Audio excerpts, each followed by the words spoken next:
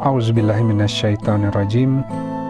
Bismillahirrahmanirrahim. Tawakkaltu 'alallah wala haula wala quwata illa billahil aliyul azim.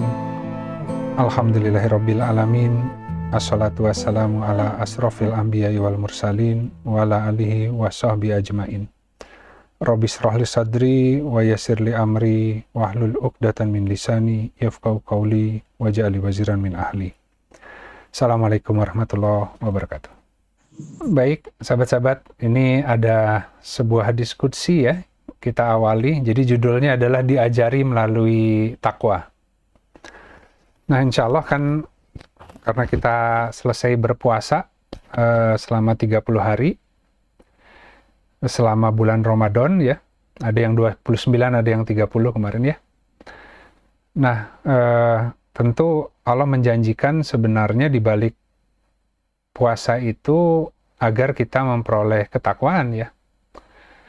Nah, kita tahu bahwa posisi takwa itu adalah derajat kemuliaan seseorang di hadapan Allah itu dikarenakan ketakwaan ya, bukan karena hal lain gitu. Dan kemudian takwa adalah kunci sorga, takwa juga adalah kunci jalan keluar dan rizki yang tak terduga gitu. Artinya melalui takwa itu orang akan Allah ajari berbagai ilmu gitu ya, khususnya terkait dengan agar bisa mengenal Allah begitu. Nah, maka kita coba lihat ya, kita tadabbur hadis dan Al-Quran. Jadi di hadis qudsi Allah Ta'ala berfirman, wahai anak cucu Adam, ya, kematian akan menyingkapkan rahasia-rahasiamu. Kiamat akan menyampaikan berita-beritamu. Azab atau siksa akan mengungkapkan apa-apa yang tersembunyi darimu. Jika engkau melakukan dosa, jangan kau melihat kecilnya dosa itu, tapi perhatikanlah kepada siapa engkau durhaka. Bila kau diberi rizki sedikit, jangan kau lihat jumlahnya, tapi perhatikan siapa yang memberikannya. Jangan kau remehkan dosa kecil, karena kau tidak tahu dosa mana yang akan kau lakukan. Jangan merasa aman dari makarku, karena makarku lebih tersembunyi dari semut yang merayap di atas batu licin di kegelapan malam. Jadi alhamdulillah nih hadis qudsi yang sangat penting begitu ya, sahabat-sahabat ya. Di sini ada kata kunci terkait dengan makar Allah itu lebih tersembunyi dari semut yang merayap di atas batu licin di kegelapan malam. Betapa iman itu sangat mudah tercabut dari hati gitu, sahabat-sahabat. Dan seringkali tercabutnya iman dari hati karena kita kurang berhati-hati dalam tadi ya, melakukan hal-hal yang kita anggap sepele gitu, meskipun dia kecil gitu.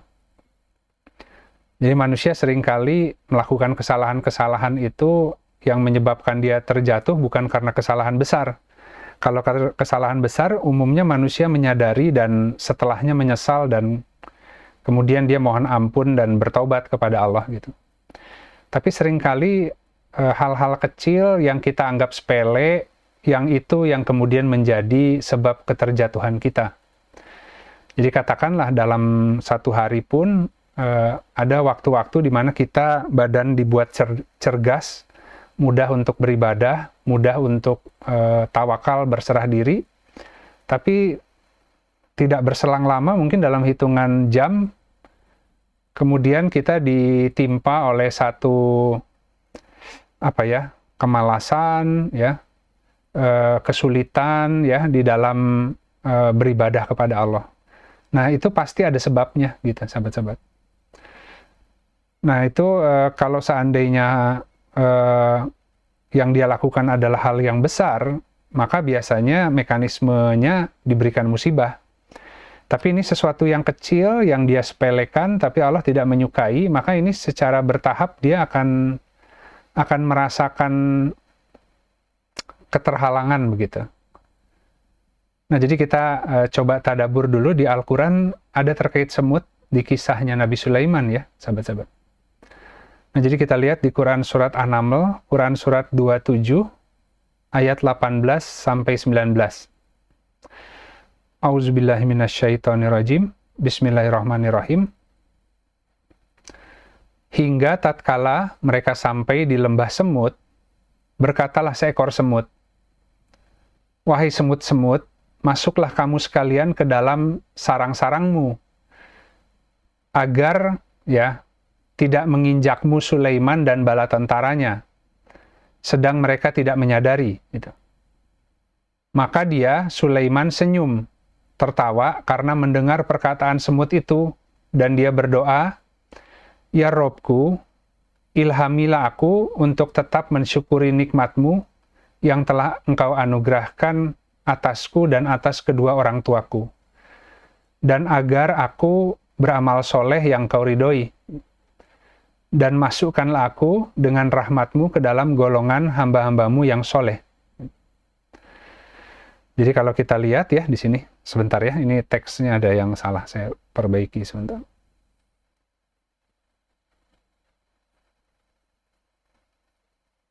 Agar tidak menginjakmu.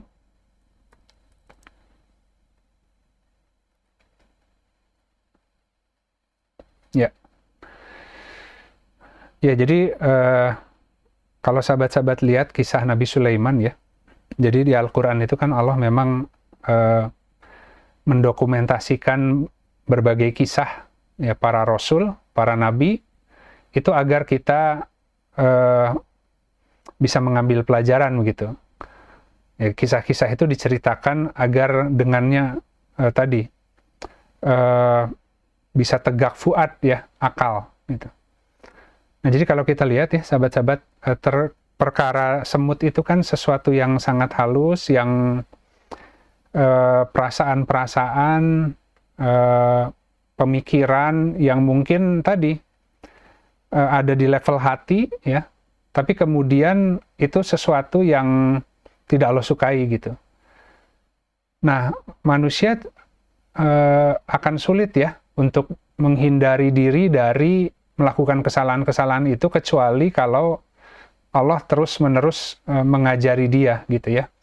Jadi diperlihatkan bahwa bahkan ketergelinciran hati, pemikiran sedikit ya, itu dia terus-menerus bersikap waspada gitu. Nah, itu pasti ada pengetahuan, pengajaran dari sisi Allah, sehingga orang bisa waro, bisa berhati-hati dalam berpikir, merasa, dan juga bertindak gitu ya. Nah, jadi kalau kita lihat di sini terkait semut, ini kan kalimat dalam ayat 19-nya itu terkait dengan ketika Nabi Sulaiman memohon kepada Allah agar diilhami untuk bisa tetap mensyukuri nikmat. Ya, jadi seringkali kita itu dari sekian banyak nikmat yang Allah berikan, kita gagal mensyukurinya gitu. Ya. Dikasih kehidupan yang nyaman, tapi selalu saja ada keluhan di antara itu gitu ya. Dikasih ya semua ya, tenaga, pikiran, kemampuan, tapi seringkali mungkin berlaku sombong atau menyimpan, tidak mau menyedekahkannya gitu. Padahal Allah menjamin kalau seandainya disyukuri, Allah tambah nikmat. Jadi segala sesuatu, baik itu tenaga, pemikiran, kemampuan, ya, bahkan ilmu, ketika Allah memberikan sesuatu, seseorang itu harus menggunakannya sesuai yang Allah sukai gitu. Nah, itu artinya bahwa kalau dia diberi kelebihan dalam hal apapun, itu sebenarnya Allah yang ngasih gitu. Bukan karena kemampuannya ya. Mungkin dia ikhtiar, tapi kalau Allah tidak ngasih, tidak akan diperoleh ya, meskipun dia berusaha keras gitu. Tapi kalau dia bisa memperoleh sesuatu, itu artinya ada izin Allah yang memang memberikan karunia itu kepada dia. Nah, seringkali tadi sesuatu yang Allah berikan, kemudian kita berlaku sombong dengannya gitu. Atau sebaliknya, ketika kita diberikan satu takdir yang kita tidak sukai, karena Allah tahu bahwa ada ketidaksiapan pada diri kita ketika Allah memberi kelimpahan, maka Allah ukur, diberi keterbatasan dulu. Ya. Nah, seringkali kita langsung loncat mengeluh, ya, atau protes lah ke Allah, gitu ya. Kenapa sudah ibadah, sudah merasa banyak melakukan kebaikan, kok rezekinya masih terbatas gitu. Nah, padahal harusnya dia bersyukur, ya, bersyukurnya dengan diberikan rezeki yang terbatas. Ya, kenapa demikian? Karena bisa jadi rezeki yang terbatas itu cara Allah menyelamatkan dari keterpurukan yang lebih jauh. Nah, ketika dia bersyukur dengan kadar yang Allah berikan, ya, barulah kemudian nanti Allah akan memberitahu, gitu ya, hal apa saja yang harus dia persiapkan, ya, sebelum Allah menambah kadarnya, gitu. Nah, jadi itu yang harus disyukuri di kadar dengan serba terbatas itu, karena Allah meminta kita untuk membaca di balik keterbatasan itu, barangkali ada hal-hal yang perlu kita pelajari dulu, gitu, atau kita mohon kepada Allah agar kemudian diberitahu, agar kita bisa mempersiapkan diri sebelum Allah membuka yang lebih besar rezekinya dan kita tetap selamat, gitu.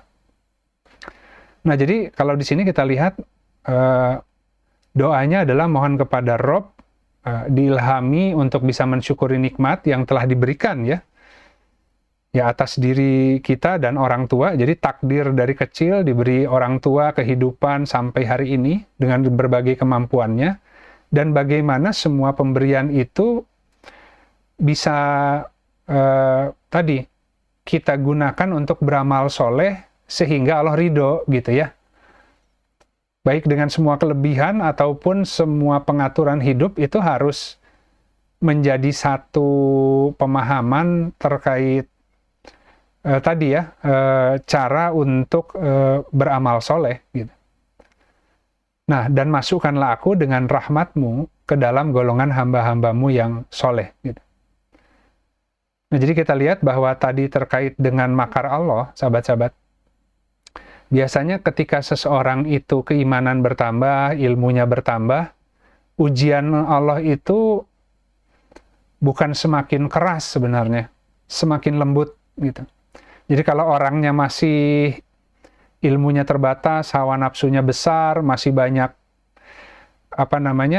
melakukan hal-hal yang bermaksiat dengan terang-terangan, kalau Allah menghendaki kebaikan itu biasanya Allah akan menegur dengan cara yang keras, ya. Karena Allah harus mengatur satu mekanisme yang keras agar dia kemudian tidak melanjutkan polanya yang salah, gitu. Ya sama saja kalau si anak itu masih susah diatur, kadang-kadang orang tua itu harus agak tegas, gitu ya. Tapi ketika si anak sudah mulai punya kesadaran, maka dia semakin halus cara pengajarannya, gitu. Diberikan pemahaman, dijelaskan supaya bisa memahami makna yang lebih dalam, ya, alasannya kenapa itu dilakukan, itu dilarang, itu akan seperti itu, gitu. Nah, jadi khususnya bagi orang-orang yang kemudian sudah tadi ya, sudah berusaha mendekat, sudah melaksanakan syariat, sudah mulai banyak berdoa kepada Allah. Nah, seringkali dia diam di tempat, gitu. Ya, karena dia tidak diberikan ujian-ujian yang berat, tapi kelihatannya kok tidak berkembang-kembang juga, gitu ya, pengenalannya terhadap Allah, gitu. Nah, seringkali yang terluput itu adalah pengajaran yang halus, gitu. Jadi semakin kita diberi banyak nikmat, diberi banyak pemahaman, diberi banyak hikmah, maka Allah akan terus mendesain satu ujian atau makar tadi, ya, mendesain satu bentuk ujian yang menguji bagaimana adabnya terhadap Allah, bagaimana sikap hatinya ketika ditimpa oleh sesuatu. Ya, karena ilmunya sudah banyak, maka dia harus lebih dewasa lah di dalam menyikapinya, ya. Tidak harus dijewer, ditegur keras, tapi cukup dengan tadi alokasi sekian ujian yang halus, dia cepat menyadari agar tidak mengambil sesuatu tanpa bertanya dulu ke Allah gitu. Jadi lebih ke adab gitu sifatnya. Nah, kalau kita lihat dalam kisah Nabi Sulaiman, paling tidak ada dua kisah yang ya tadi dibacakan dalam kehidupannya Nabi Sulaiman terkait dengan hal ini gitu ya. Karena ini dia ada di Quran surat An-Naml ya sahabat-sahabat, terkait dengan kerajaan bumi yang dimana ketika orang diberikan penguasaan terhadap sesuatu, seringkali dia lebih mengandalkan kemampuannya yang Allah berikan ketimbang Allahnya gitu. Padahal harusnya kan kaidahnya adalah ya sudah, apa yang ada di kita gunakan, tapi kemudian kita tawakal. Artinya lebih mengandalkan yang ada di tangan Allah ketimbang apa-apa yang Allah telah berikan ke kita. Contoh, ketika orang dikasih penghasilan yang baik, punya harta, bisa menabung, alih-alih kemudian tetap tawakal ke Allah, dia tanpa disadari beralih tuh, ya.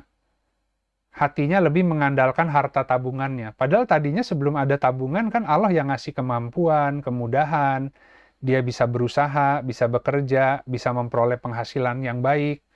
Banyak orang yang membutuhkan dia. Tapi ketika dikasih surplus, dia punya tabungan, dia jadi bergantungnya kepada harta yang Allah berikan ketimbang kepada Allahnya, misalkan. Dengan cara lebih, misalkan tadi, semakin banyak hartanya, semakin banyak menabung, takut bersedekah karena takut habis, misalkan. Tapi kalau lagi susah, biasanya malah banyak sedekahnya gitu ya.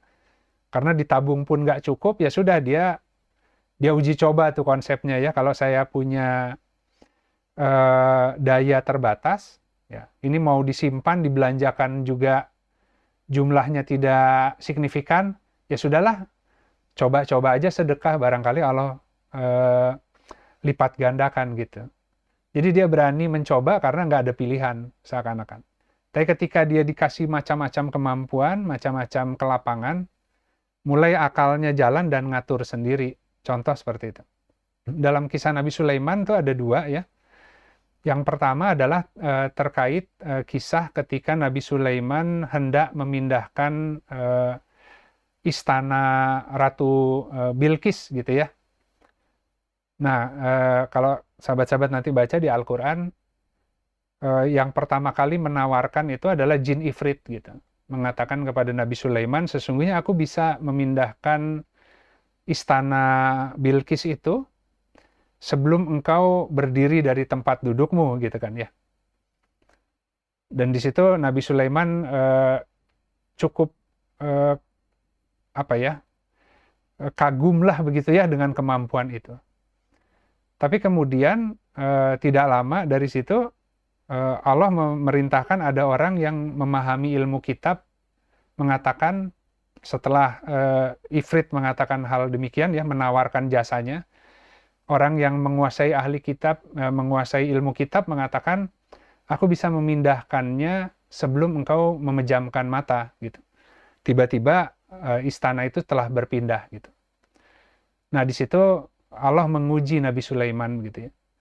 Jadi ketimbang sihir, ketimbang segala macam kemampuan yang sifatnya mungkin tadi tidak rasional ya, tapi kita menggunakan jampe-jampe, menggunakan tadilah bantuan orang yang dianggap sakti begitu ya. Al-Quran itu bisa lebih cepat sahabat-sahabat merubah kehidupan gitu.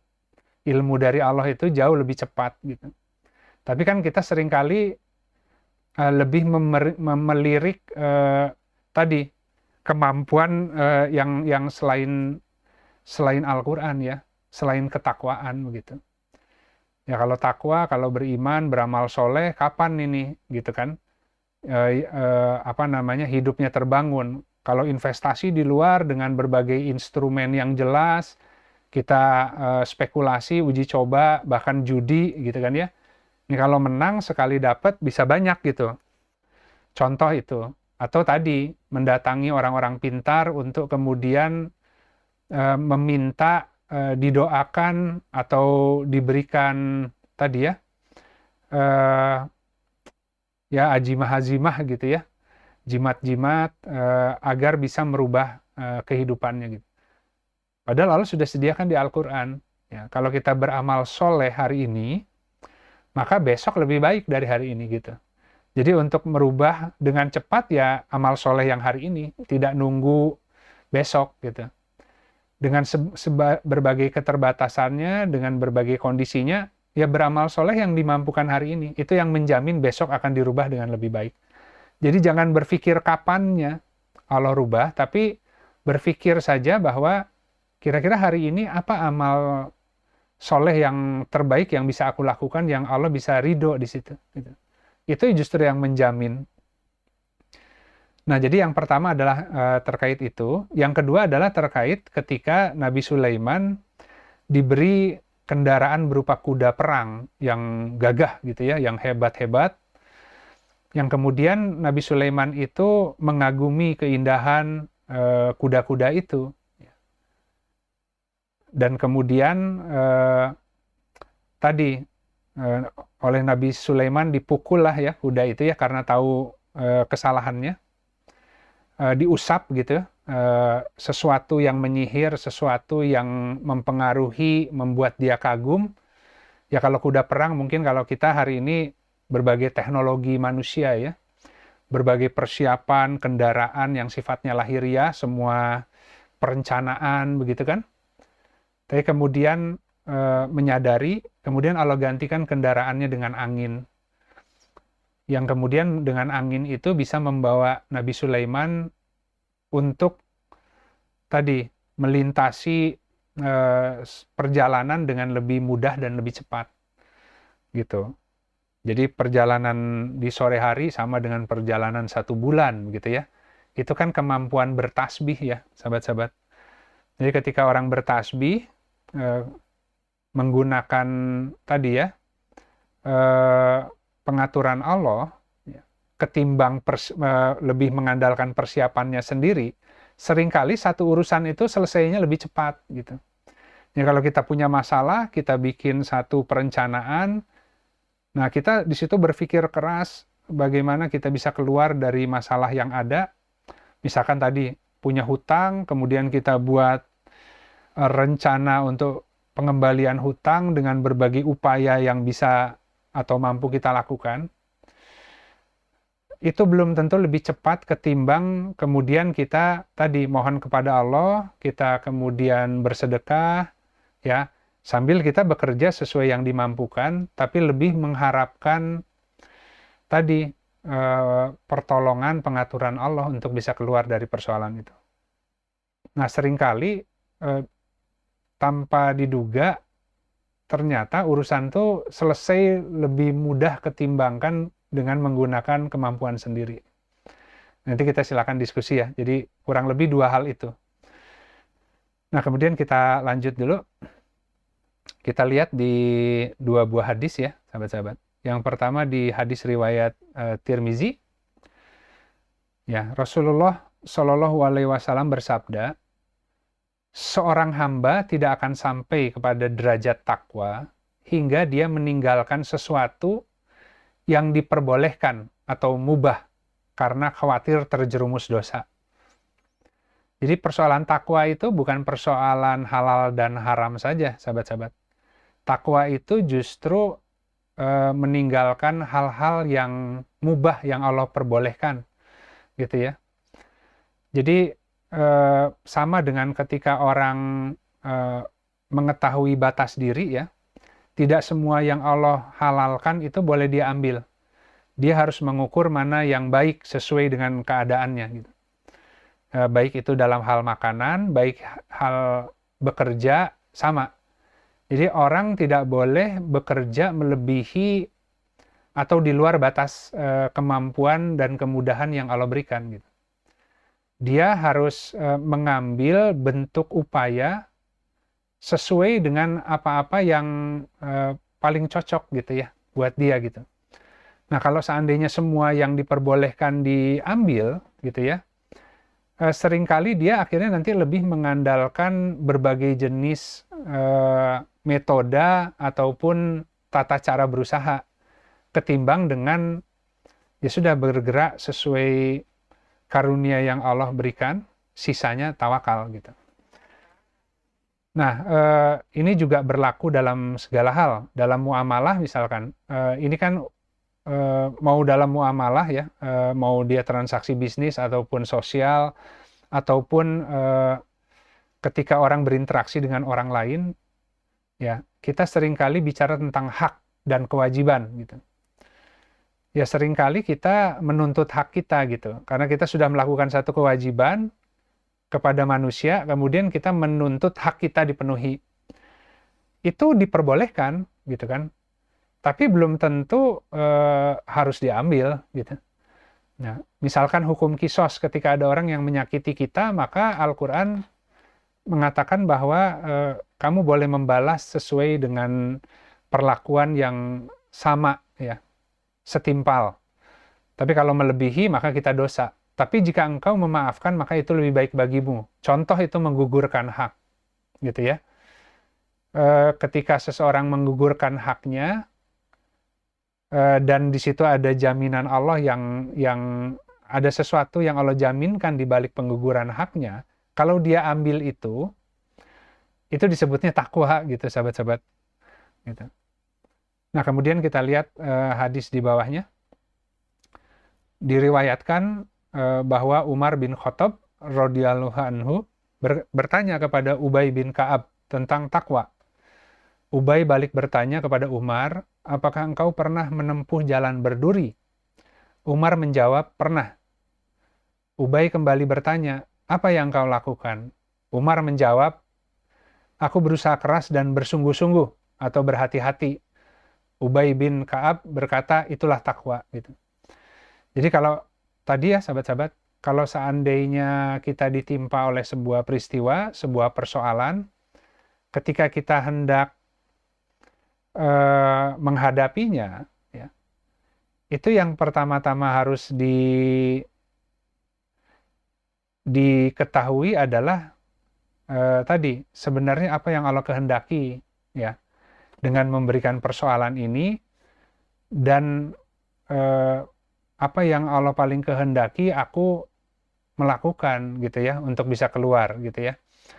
Nah, jadi dia berusaha keras itu untuk mengetahui kehendak Allah. Ketika dia sudah mengetahui, maka kemudian dia mengalir di dalamnya gitu.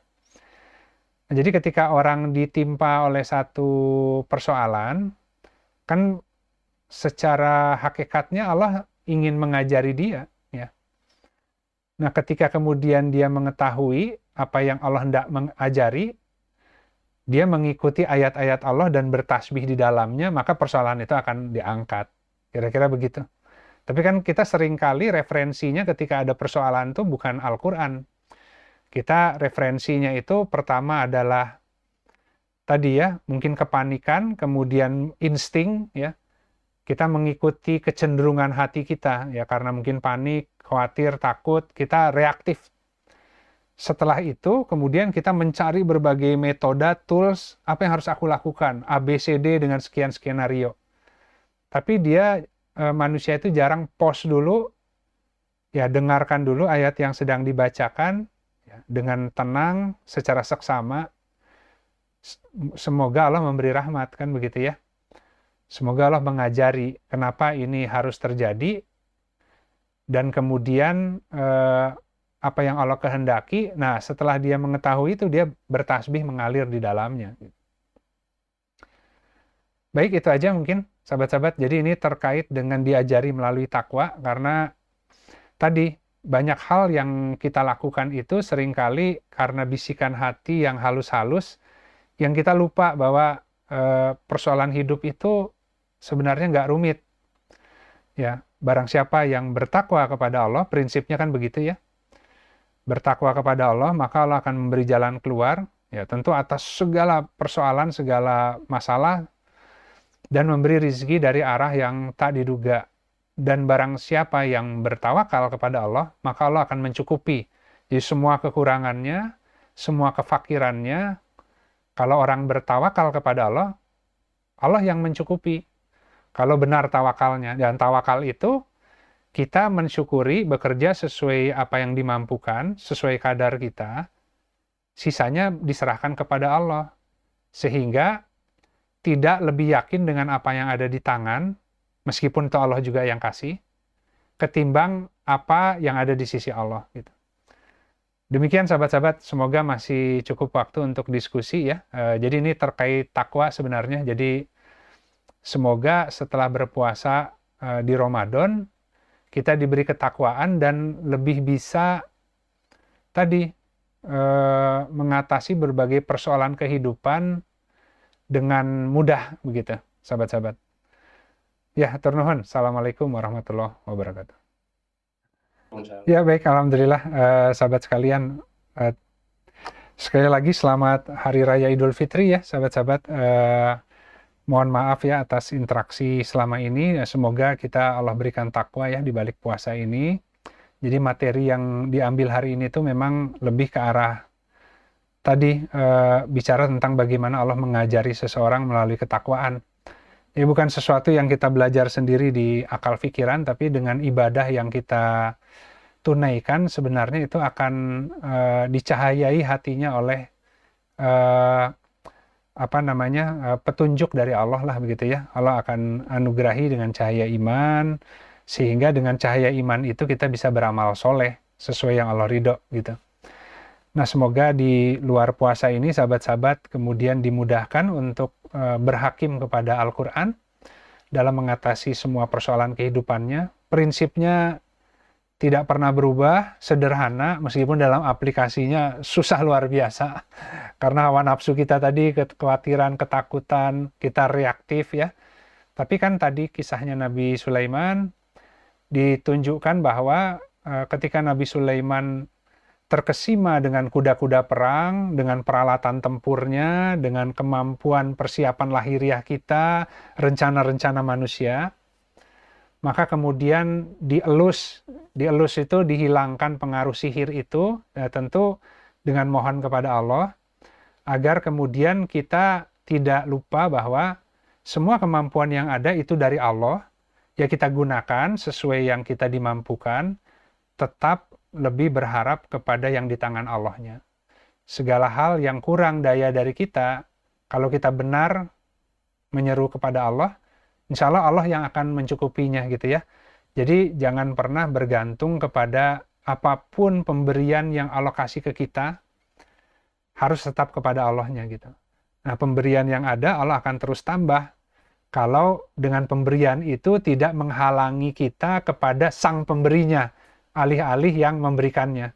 Sama dengan tadi dengan dosa, jangan putus asa dengan dosa besar, jangan anggap enteng dosa kecil, yang harus dilihat yang memberikannya. Gitu kan ya. Jadi kalau seandainya dosanya besar, tapi kepada Allahnya kita tadi ya, berharap atas rahmatnya, ampunannya, maka dosa yang besar tuh Allah bisa hapus. Tapi karena dosanya kecil, kita menganggap, kecil inilah gitu kan ya. Wah, Allahnya yang kemudian tersinggung gitu ya. Karena jangan menyepelekan apapun. Bahkan amal kecil pun bisa merubah nasib, bisa merubah kehidupan. Kalau melihat amal itu diperuntukkan ikhlas kepada Allah gitu. Baik sahabat-sahabat, demikian yang hak dari Allah, yang batil dari saya pribadi. Mari kita sama-sama akhiri kajian hari ini dengan beristighfar kepada Allah, dan kita tutup dengan doa kafaratul majlis. Astaghfirullahaladzim, alladzi la ilaha illa huwal hayyul qayyum, wa atubu ilaik. Subhanakallahumma rabbana wa bihamdika asyhadu alla ilaha illa anta astaghfiruka wa atubu ilaik. Subhana rabbika rabbil izzati amma yasifun, wassalamun alal mursalin, walhamdulillahi rabbil alamin. Wassalamualaikum warahmatullahi wabarakatuh.